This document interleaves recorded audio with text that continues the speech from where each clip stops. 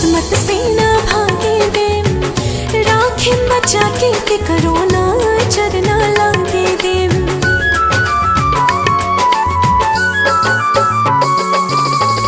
जिंदगी सवार देलू बहिया में आके, खुश बनी हम रानी तोहरा के पाके।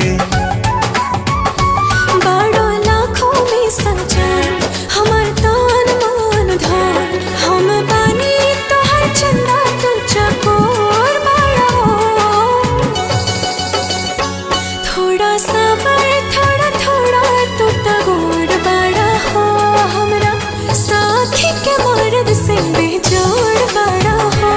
थोड़े सावर थोड़ा थोड़ा तू तगोर बारू हो हमरा